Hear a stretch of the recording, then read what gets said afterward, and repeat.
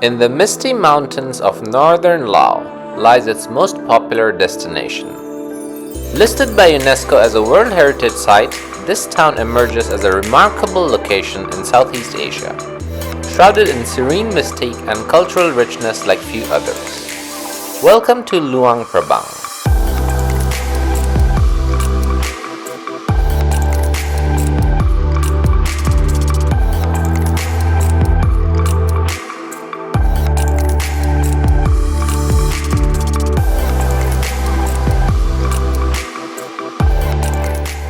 The most special activity in Luang Prabang involves getting up early for the takbat or alms giving ceremony. So it's about 5 o'clock now, and we have just headed outside our guest house where we were told that the monks will walk through. So we're just now trying to set camp in a way and see in which direction they're going to come from.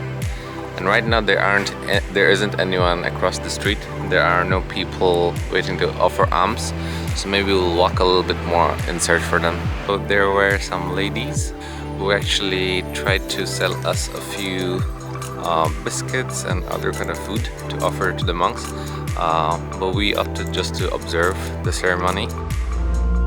The ceremony begins at dawn when the monks, dressed in saffron robes, form a single file procession. They walk barefoot through the streets carrying these bowls, while the locals gather along the route to offer alms. The alms can include sticky rice, fruits, sweets, as well as other necessities. The tradition of alms giving dates back centuries and is rooted in Buddhism, the predominant religion in Laos.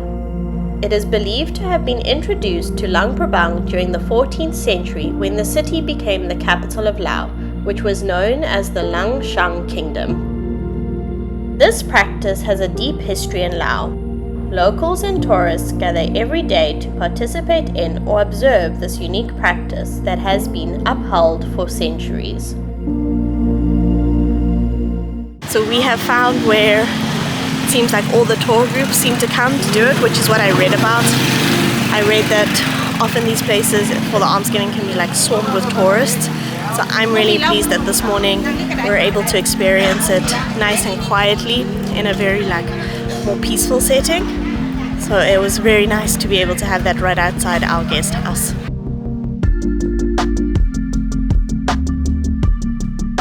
So right here behind me you can see all these tourists who have come to offer alms as well. And there are like hundreds. It's almost like a night market scene. It's quite loud. I'm not actually sure how I feel about it, because I think it's supposed to be a very quiet ceremony and you're not really supposed to talk much, but it seems like it's almost more of a tourist activity around this area. Not sure what to feel, we walked away from the tourist spot until we reached the edge of town, where we couldn't see the flashes and hear loud noises anymore. Here we stayed across the road and observed a local family take part in the ceremony outside their ancestral house. It was a much better experience for us experiencing it from this part here, because it's in a much more local setting, much more quiet setting, and we were just able to be observers and also watch how the locals gave the alms to the monks one by one. It was actually a very special ceremony to watch. We could see that it definitely is a very important part of the local people's life. So in a way, like, it's our responsibility to kind of preserve the tradition. So it's difficult when we see like hundreds of tourists taking over in a way, but also then you ask yourself, like, it's almost a dilemma, because we ourselves are tourists as well. So how do we respect this tradition that we are seeing in front? And sometimes you ask yourself if you actually need to have an opinion on such things, or you just stay neutral and observe. For Buddhist monks, the act of receiving alms is seen as a way to sustain their monastic life and practice humility. They often give back a lot of the alms they receive every day to those in need. We have just finished watching the almsgiving. Even though it was really early waking up and getting out, it was so worth it to be out nice and early. And also by getting up nice and early, we got to experience it with a few less crowds and less tourists, which we really enjoyed. Yeah, some parts of it were quite touristy, and you could see like these vans would come and drop like hundreds of tourists who'd then give alms. But we quite enjoyed getting away from that and kind of just observing from a distance. So I would definitely suggest you ask your hotel for spots that don't have so many tourists and maybe like watch from a distance. So after offering alms to the monks in the morning, some of the locals, what they do next is they head to a morning market. So that is what we're going to do. We're gonna go and check out what a local morning market looks like. One of the highlights of the morning market is the wide array of fresh fruits and vegetables. You'll find tropical fruits like mangoes, papayas and dragon fruit, as well as locally grown vegetables such as cucumbers and lettuce, or herbs such as lemongrass and basil.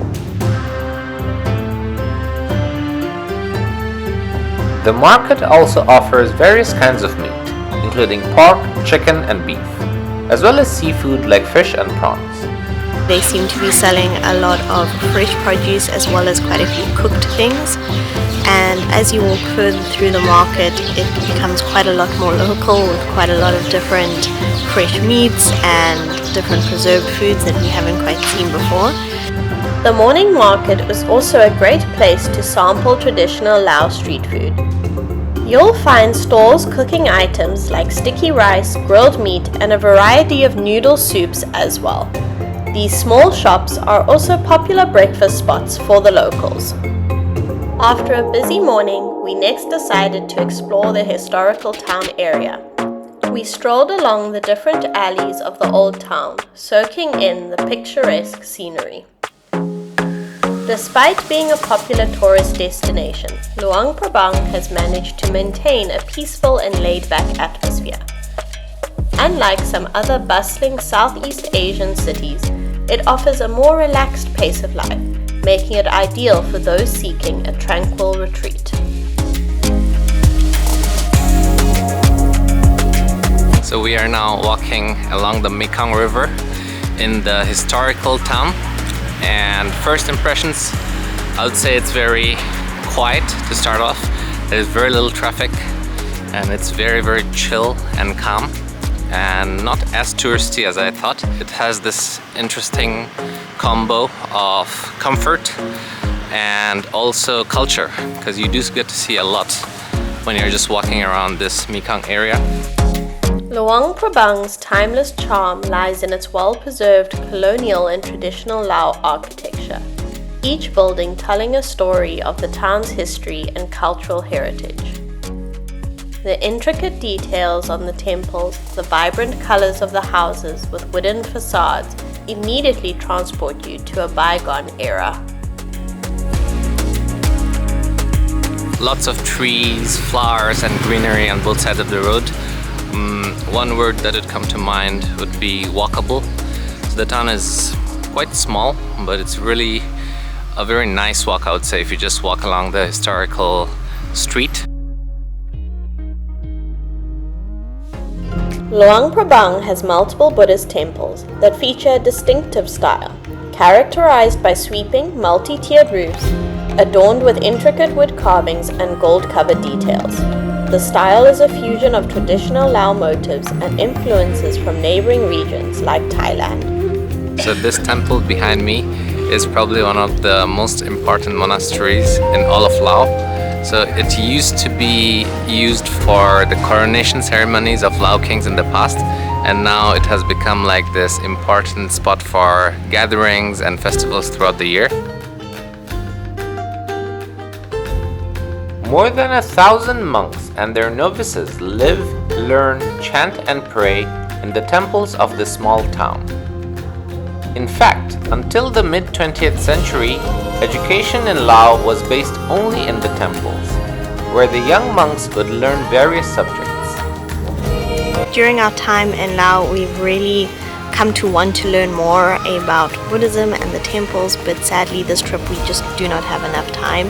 So I definitely think we would like to come back with a purpose of learning more and having a deeper understanding of Buddhism, and the life of the monks, and we just have so many questions, and some of them might seem really silly, like why some of them have different shades of robes, or some of them are so young, so like how did they decide, or do their families decide for them? So some questions might be really silly and the answer might be obvious, but we would love to actually learn a little deeper and have a greater understanding of the religion. And I think here would kind of be the perfect place to learn it as well, because everyone's quite open and there are so many temples and there are so many monks. So I definitely think we'll be coming back next time with more of a learning purpose and not just to see the sights.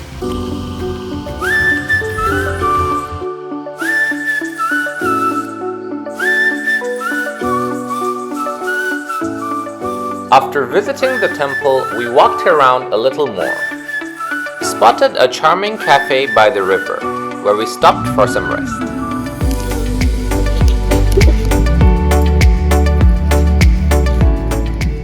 Sipping on fragrant Lao coffee, we enjoyed looking at the various activities on the river.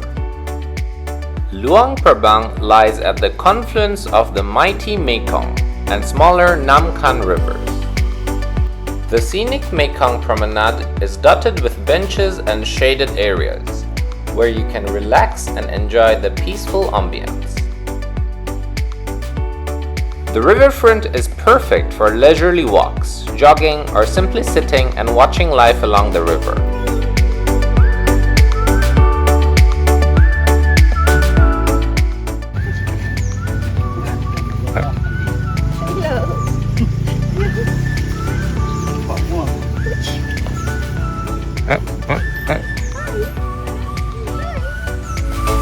Along the river banks, you'll often see traditional longboats moored or cruising on the Mekong. These wooden boats are often used by locals for transportation, fishing, as well as ferrying passengers across the river, where you'll find villages.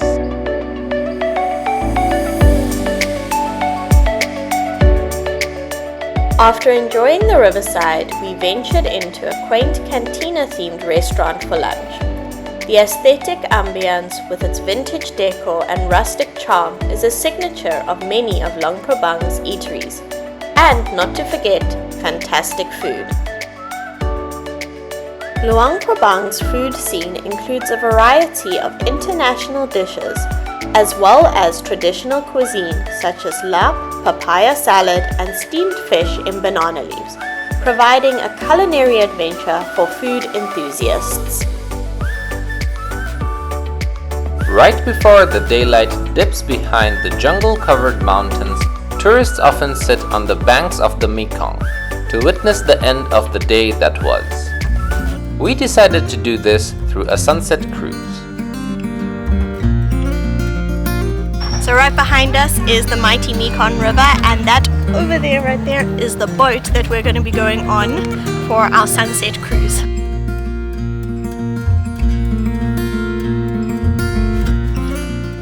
So included in the ticket price is a welcoming drink as well as like a little bowl of peanuts. They also do have a bar and a kitchen on the boat, so you can order more food. Just to note, we got here about half an hour early so that we could get a good seat.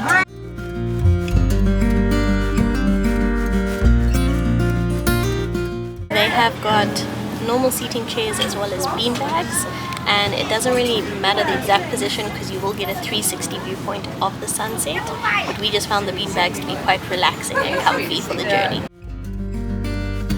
The cruise passed by small riverside villages and temples nestled along the banks of the Mekong. We got a nice little glimpse into life beside the river. We saw fishermen and farmers going about their daily routines, bringing an end to their day. So we've decided to get some wine, and also this boat has really good music. It's just very relaxing and a really nice vibe. The highlight of the sunset cruise is, of course, the sunset itself. The boat slowed and everyone gathered quietly to watch the day lay down behind the mountains. The sky turned from bright white to a deep orange, and then, within minutes, it was gone. I am a stickler for sunsets, and watching the sun disappear over the river and mountains creates a very memorable and romantic setting, which is the perfect way to spend the late afternoon here.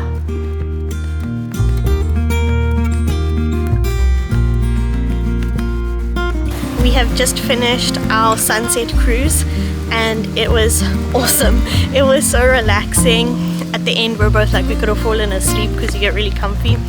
In the beginning, beginning when the sun's setting, it's a bit hot, but once the sun goes down the temperature drops quite quickly as well. It was a fantastic activity to do. I think we would highly recommend checking it out if you come to Luang Prabang. So now we're gonna make our way a little further in and check out the nightlife in the town.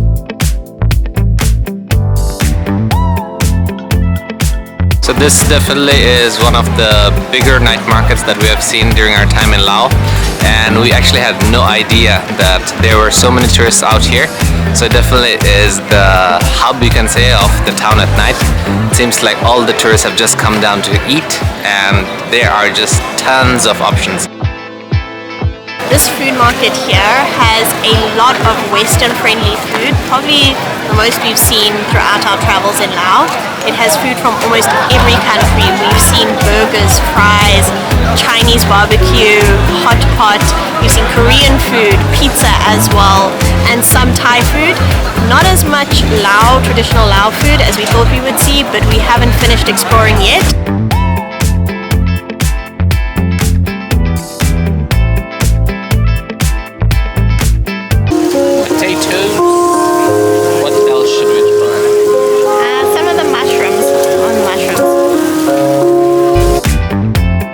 The night market was very full, and it actually took us a while before we could find a place to sit down and eat. On a table, finally. Made it. So each restaurant or stall seems to have their own numbers that have a logo on it, or they're just differently designed. So this is what ours looks like, and if you look at the table next to us, it's a different design further down as well.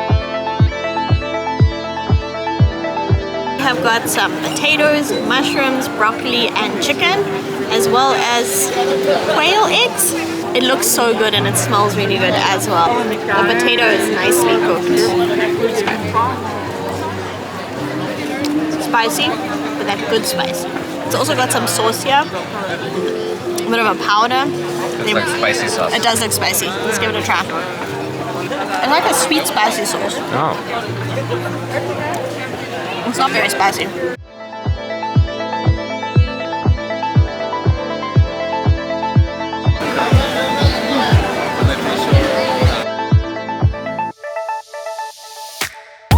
we have a fish, and it is cooked in a garlic sauce with some spices. I can see a few red parts, so maybe it's like a chili to it. But let's give it a try. The fish with chopsticks is not that easy.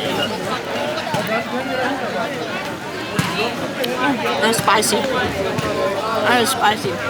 That's really nice fish. It's very tender. You can taste the chili more than the garlic. That's very nice and yummy. To go with our fish, we also have some rice.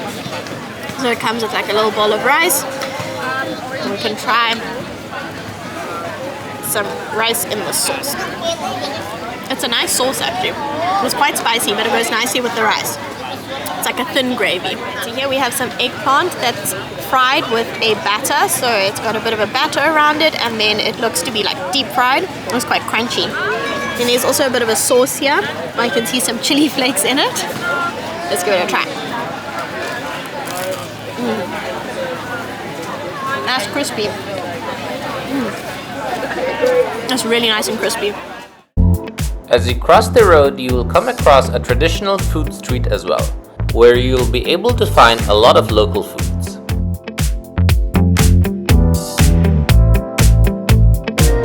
We feel that what makes Luang Prabang special is its unique blend of cultural heritage, nature, serene atmosphere, and authentic experiences.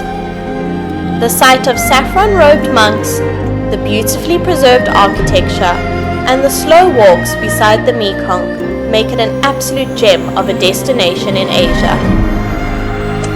We hope you enjoyed this video. This isn't the end of our time in Luang Prabang. We have one more special experience coming up for you next. Stay tuned!